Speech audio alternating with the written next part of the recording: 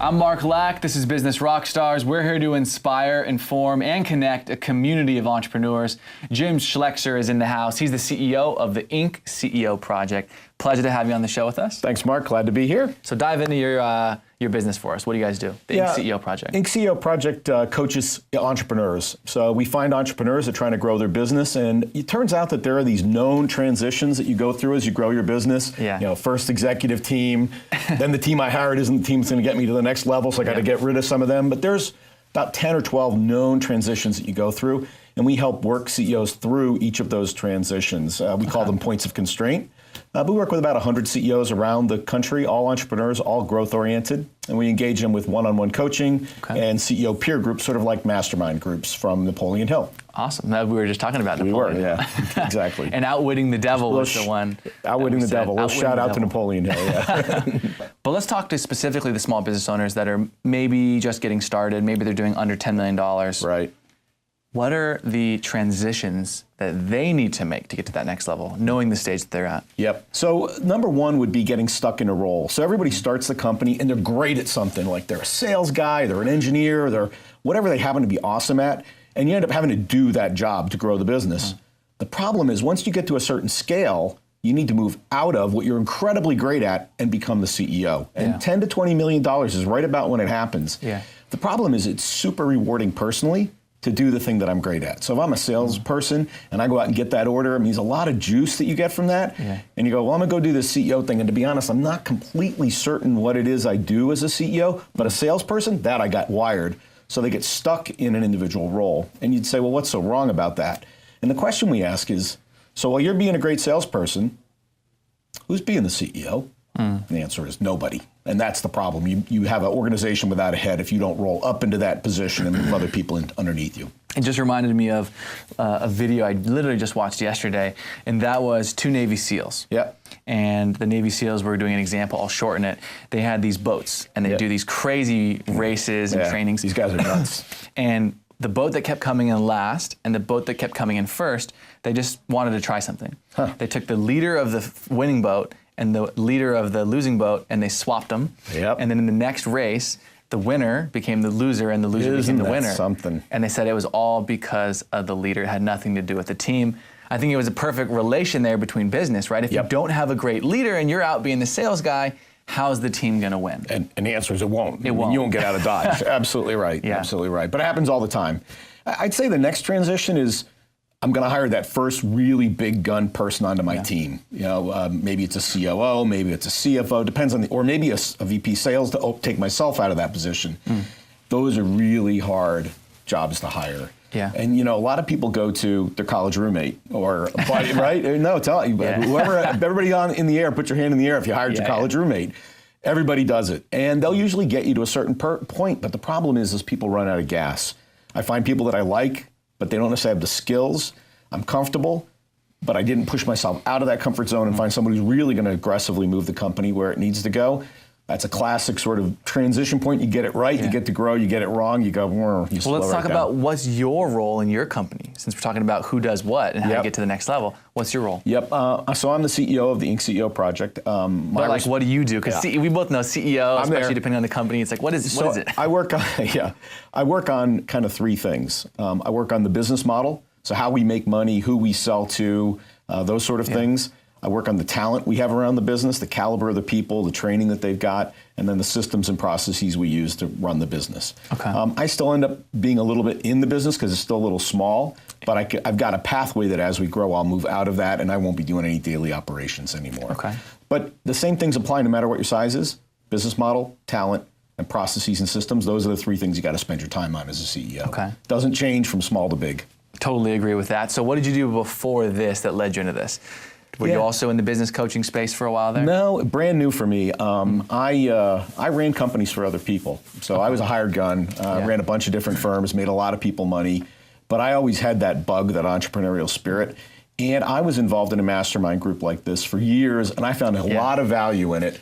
And so I love the business model, and I said, you know, that's what I want to be when I grow up. And jumped off the corporate kind of thing and opened up my own business about 12 years ago, and I've been doing that ever since, and it's a perfect fit. Biggest mistake you've made so far in business? There could be a lot. Doesn't have to be wow. necessarily the biggest. How long is the segment? One of my biggest mistakes. But more importantly, the lesson. Yeah, I had a guy that worked for me a long time ago, and it turns out he was a pathological liar. And I did not move fast enough to move him out of my organization. And, shame on me for not figuring it out, but he was devilish in terms of how all the stories made sense, but then when you got underneath it and peeled the onion, there were no results, there were no impact. Very dangerous guy. And I finally got rid of him, but it took me forever to do it. So that happens a lot in business, unfortunately, in different ways and shapes and forms, right? But the lesson from that for you moving forward, what was it? It was a sales guy selling to another sales guy. And I probably needed other people who were much more critical and weren't subject to being sold, because sales guys love to buy. We love to buy. So it's easy to sell us. Yeah. You need to find somebody who's grumpy and different and isn't going to listen to it and won't believe it, and you got to prove it. And they might have called it out. You need the super skeptical person. I need that person on my team. I do. And that's how you make a good team. You have people that are very different to you. Go back to our point of hiring your college roommate who you're comfortable with. He's too much like you. You want to find somebody who's not like you, doesn't make you comfortable. You're not going to invite him to Christmas dinner, but that's who you need on your team. And I needed that person. That was kind of the mistake. What do you feel like in the present day with the shift in culture and everything going on? What do you feel are some of the important values companies need to start adopting? Or they maybe already have them, but they don't make it a spotlight and literally make it something that the company stands by. Every employee, if you ask him, knows it. Yeah. I'll give you two things. One on a business side, I think integrity. We just get beat up as business guys all the time. You look at what Hollywood does. We get beat up as unethical people. And I got to tell you, if you're going to build a career, you can't be unethical. You have to play it straight, do what you say, deliver all the time without regard to contracts. So that's sort of one on a personal level for anybody who's listening. On an organizational level, we're big on building a purpose into your organization. And I think a lot of organizations miss this, that they don't have purpose. There's a great book by Daniel Pink, which is called Drive, and it talks about autonomy, purpose, and mastery as the intrinsic motivators for people, particularly millennials. And if you don't have purpose in your organization, think Tom's shoes, right? You buy one, we give one away. If you don't have that in your organization, you're not going to be able to recruit the talent you want. And for me, we go to the beginning of the year, we say, what are we going to get done? We're going to sell more than we sold last year. I'm like, man, that's soulless. It's just hollow. So having purpose built in, integrated with your business in a unified way, I think that's where, if you don't have it, you need to do it. Not just because it's good business, but it's also going to help you recruit the talent you need to go forward. I think that if you could sit down and get the aha moments from Warren Buffett, Bill Gates, Oprah Winfrey, Tony Robbins, any of the mentors and business people that you look up to that are super successful, if you could get their aha moments and collect them, the things that cost them or made them millions and billions, that'd be pretty valuable. Just got to read some books. So what's one of the aha moments from you? Yeah, this one, you've got to be successful, you have to do things when everybody else isn't doing them. And that sounds really basic, but you go to the airport when other people aren't going to the airport. You invest in a company when everybody thinks it's going away. You go into a market when people tell you it's a bad idea. If you go in when everybody says that's a great idea, you're just going to follow the herd. You're going to. So if you want to sort of break away and have a unique life and have a different experience, you got to do things when everybody else isn't doing it. That's not the safe answer. It feels really uncomfortable, but if you're doing things when everybody else is, you'll never have unique success. We'll be right back with Jim Schleckser. This is Business Rockstars. I'm Mark Lack, connecting a community of entrepreneurs. You can join us on Facebook, Twitter, and online at businessrockstars.com.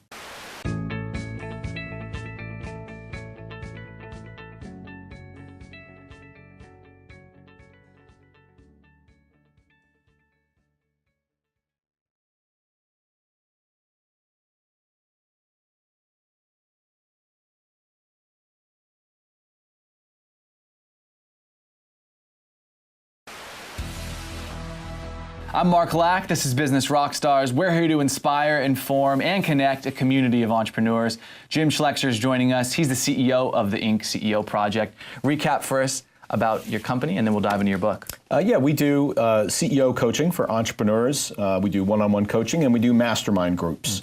Any industry, and we try to help them work through the points of constraint that are stopping them from growing. Fantastic. We're both in the coaching space. We just do it in slightly different ways. You're also the author of Great CEOs Are Lazy. I am. Love the title of the book. Right. So I read this book. What are some of the key takeaways I'm going to get? Yeah, this is based on some work by an Israeli physicist by the name of Eli Goldratt. He wrote a book called The Goal. And the idea is in anything you can name, there's a point of constraint. Think about it like a garden hose. There's a kink in the hose, and I want water. Only place that work helps is at the kink. It turns out that a lot of CEOs don't even get that. So they work all over the hose trying to hope they're going to open up the flow rate, and they forget that there's really only one place that matters. It's the kink. Well, the lazy CEOs that are great, they go, first thing is, let's figure out where the kink is in my business. Then I'm going to go work on the point of constraint, which is the kink. So the book really talks about how do you figure out where the kink is in the hose, how do you open up the kink and get your business flowing again so you can grow. Do you reference any lazy CEOs in here? Yeah, some of the great ones not by name, but some by name. Actually, one of the great ones is Bill Gates has a great quote along those lines, which is, if I want a hard job to be done, I'll give it to a lazy person because they're going to find an easy way to do it. There was I can't remember, so I'm butchering it, so I won't even try to go into it in detail, but there was something about like 4 people to lead your army. And it was from like the Book of War or something like that. It was like if there was 4 people that you could choose to lead your army, I don't even remember all of them, but it was like I would choose the lazy one because he'd find a way to like win the war in the fastest, easiest, less costful way possible. Okay, so Bill Gates stole it from him then. Something like that. But I love that concept because I think we've been so conditioned from teachers, parents, society to think that you have to work hard. If you work hard, you can make it happen. But I can guarantee Bill Gates didn't make $50 billion by working hard. Because trust me, I bet I can find millions of people that do manual labor every day that work harder than he does. Absolutely. Do you have an example of yourself of how you've been a lazy CEO? I end up getting involved in a lot of charitable work. And my gift is to bring people to the table, organize the work. There was one project I was involved in where there were 20, 30 people around the table, big, complicated. We were running a golf tournament for charity. And we had the meeting. At the end of the meeting, somebody goes, hey, Mark, can you take care of this? Joe, can you take care of this? And at the end of the meeting, everybody felt inspired and turned on. They knew where they were going. And somebody commented that, Jim, you don't actually have anything to do. And my answer was, well, you just saw me do what I do, which is get everybody else engaged. So those people are the ones that I see constantly still wearing a lot of the hats, not necessarily doing a good enough job at delegating, putting the systems in place to remove themselves. Why do you think that is? We have a rule for it. We call it the 70% rule. And so the reason is they don't trust people. So if you can find somebody who's 70% as good as you are at the job, delegate it, and then back out and let them do the job. The other rule is sort of a 20% rule, which is if they've got the answer about 80% right, you could coach them up that last 20%, but you know what you do by coaching them up? They lose ownership. And so it's more important to have somebody who is 80% on point with 100% ownership than somebody who's 100% on point and they're now about 20% ownership. The Inc. CEO Project, and that's your company, and the book, The Great CEOs Are Lazy. It's all about CEOs. So I'm curious, you obviously have, in your perspective, an idea of what makes a great CEO. So I think at the end of the day, the thing that really separates great CEOs is a lot of things, but it's mindset. The mindset of a certain person, as we talked about leaders, right, is this thing that's going to separate them from having a great company because they're the leader. Versus another CEO may have all the strategies and tactics, may be very smart, they just may not have the mindset of being a great leader. What are some of the other ingredients in DNA that make a great CEO? Yeah, I think there's and entrepreneurs really express it. And we work with both hired guns and entrepreneurs, and the entrepreneurs come to the table with all things are possible. We can do this. It doesn't matter. We don't have the resources. We're going to get it done. Resourceful. It's an amazing skill. It's so valuable.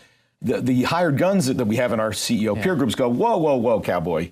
Let's just think this one through a little bit. And I actually think sort of right about in the middle, with maybe a skew towards that entrepreneurial enthusiasm is where you want to be. So that sort of positive can-do, there's nothing that's going to stop me, that's really powerful because if the CEO doesn't have that, and the organization, and they're sort of an introspective down, that's the tone of the organization. And so you don't want a positive, forward-looking organization that thinks all things are possible. That's the kind of leader you got to have. So leader sets the tone, and so you got to think about the tone you're setting in your organization. Is it the one you want to express? So once in a while we run into a CEO and go, my guys aren't that motivated and they're not engaged. But yet he or she isn't engaged either. That's the thing. You're not motivated. And I got a reason why. I know why. So that's funny. They set the pace. We also, before the cameras were rolling, we're talking about how you help bring CEOs together that are in peer groups so they can relate to each other and talk about the problems. Talk more about that because I think that nowadays people crave connection. A lot of people just get it from their phones, as we were laughing about. But CEOs, they need to find the peer groups. They can't get it, like we said, from their family, most of their friends. Right. You know, in some cases, the board members aren't the right people. So how do you find the great CEOs at your level going through the same problems that can also help you? Yeah. Break that down for us. You guys create that environment. Yeah, so it's a profoundly lonely job being a CEO because, like you said, you can't go to the people that work for you. You can't go to your spouse many times. And if you go to your board, that's if you have one, it's not a no consequence environment. You can't show up and say, ladies and gentlemen, I got no idea what to do. And you're like, well, why are we here? Exactly. Why are you in the job? But you could go to a peer group in a trusted environment of like size, like complexity companies and say, hey, I'm really struggling with this. I'm going to get naked and tell you where I'm at. And I'm looking for help. And that's what we provide for them. Metaphorically naked. Yeah, metaphorically. We don't What kind of stuff are you doing over here? No, none of that. And everybody else is going to do the same. So what they're counting on you to do is give them direct feedback, on point, no agenda, no politics, just it is what it is. Yeah. And then the other thing it's very hard to get is, particularly when you have a privately held company, is hold yourself accountable to move the ball forward every quarter. A good peer group of like-sized companies will do that for you. They'll go, hey, Mark, you said you're going to have this done last quarter, and it isn't done. What gives? And they're not playing I gotcha. They're just trying to help you move your game where you need to be. And it's different when it comes from a peer. Totally. It's way different when it comes from a peer because you can't have somebody who you would perceive as lower down the totem pole from you doing that. It doesn't count as much. Doesn't really count as much. Yeah, and we're very clear about we put the same size company. So if you're a $100 million company, we put you with other $100 million companies. And that's actually really hard to find. You can find mixed sort of groups, but then you said a little $2 million company giving you advice. It's hard to take it seriously sometimes. They're in a different place in life. So what are the, processes for selling? I feel like we all kind of, and in some way understand the exchange selling is one of the ways that we do that, but you're doing it at the level where you're getting $100 million CEOs to come on. You're getting 10 million and probably above. So my question is, what does that look like? How do you find them? How do you sell them? How do they get engaged? What are common objections? A lot of questions, but just kind of like, what's that process look like? Okay. Funny enough, we are big content marketers. So we put a lot of content out there about how to be a good CEO, what the issues are. We both put that in columns, blogs. We also push it to a bunch of CEOs. And then we look for who's interested and who's engaging in the content. Then we reach out with them with a phone call, and then they speak to somebody like myself. And there's a fairly in-depth screening process to determine if somebody's appropriate, because part of our product is the quality of the members around that table. Course. And so we put a turkey at the table. It's bad. And so we want to have the right kind of people at the table. So that's part of the unique value proposition and everything like that. You probably have them, like us, fill out very lengthy qualification forms and hop through those. We do that for CEOs, we try to make it easy. We do it verbally. We just talk to them for 30, 40 minutes, and we know pretty quickly. The qualifications over the phone. You got it. Yeah, absolutely. And we talked about what a good and a bad CEO, the lazy one. That's part of where this idea came from. I would ask, how many hours a week you're working? And I've talked to thousands of CEOs. If the answer was 80 hours a week, I go, I got a bad CEO on the other end of this line. If they can't control their time and get it down to 50, 60 hours a week, which is about normal in a scaled organization, their time is out of control. They don't have the right people around them, and they don't see it yet. Yeah, they're probably being reactive for most of those hours instead of being a proactive CEO. So funny, content marketing and then one-on-one selling at the end, because it's a very high trust relationship. Of course. So it has to be one-on-one. I'm just shocked that you said content marketing, because that's definitely one of the trends happening right now is creating inbound requests through putting out so much content, being perceived as the trusted expert, authority, and source for, in your case, stuff about CEOs. Yep, absolutely. What's going on in the mindset of a CEO, and you guys are clearly one of the trusted sources for that. What do you feel like for the beginning entrepreneur, though? Because I don't want a lot of this to be going over people's head, being like, I'm not that CEO, like this guy's awesome, but I'm trying to get there. For the people that are still, first, second, third year entrepreneurs, the people that are going to cut the cord from the 9-to-5 job and become a first year entrepreneur and business owner, what's your advice for those people? Rule number one of being an entrepreneur is don't run out of cash. The number one reason why companies go out of business, in fact, I'd say the reason, is they run out of cash. Cash flow management. Totally. So, and most people start undercapitalized. So it's not about the P&L. It's about how much cash you got in the bank, how much is coming in, and how much is going out. I mean, you can do it with a shoebox. So that's number one. Don't run out of money. And I think the second one is don't get wedded to your idea. If it ain't working, change it. So fail fast, try a few things. You're in this sort of exploring to try to find something that a vein I can run in. So and I've seen a lot of early stage entrepreneurs that think they have a brilliant idea, they've solved it all, and they just can't walk away from it when it's not working. And the good ones go, that isn't working, let's try something different. So be flexible and try a couple of different things. Don't run out of cash and be flexible. So my question then on the be flexible part is, I do see that as well, right? People are struggling with that. But the question is, how do you know when this isn't working because we thought there was going to be demand or there's going to be a certain amount of demand and there's clearly not, versus this isn't working because of us. This isn't working because of me. This isn't working because we don't have our message to market match, our product to consumer match. How do you know the difference between it's time to walk away because of factors that we can't control, timing, the marketplace, things like that, versus it's time to walk away. Or I don't know if it's time to walk away because maybe it's my fault. Maybe it's the marketing's fault. Yeah, and that's where we all go. I must be doing something wrong, so let me work till I figure it out. You know, I'll give you two. It's a tough question to answer, so I don't mean to put you on the spot. For me, it's a feeling thing, and this, for a guy with all, you know, an engineer, and it's a feeling thing. If it feels really, really hard to get a client, you probably got a problem. And if there's no passion. Well, your personal passion? Personal. Yeah, and if I can't light the client up. Like if I feel like this is like, I'm grinding. Then you're in the wrong place. Okay, Totally. And that's what I mean by it feels hard. I go into work, I'm like, damn, I'm going to have to work so hard. Maybe it'll work, maybe it won't. You're in the wrong place. If you're in the right place, it's flow. You know, I go in like, man, I'm just knocking them down. Clients are responding. This is awesome. That's when you've got it. So if you don't have that Zen kind of flow feeling going on at work on a regular basis, and look, everybody has a bad day. But if it's every day, it looks like, well, go get a job, right? I mean, if you got flow going on, you're in the right place. So I think it's about refining your business model and your offer until you got that flow. It feels right. It feels good. Clients are responding. You're jazzed. That's when you got it. That's when you got it right. But if to the extent it doesn't look like that, time to rethink. That's the goal, getting into the flow state. Thanks so much for coming on the show with us, Jim. Where can people get the book and more information about you?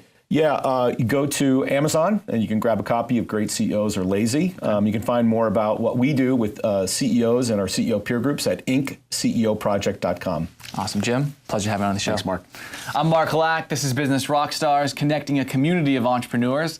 You can join us on Facebook, Twitter, and online at businessrockstars.com.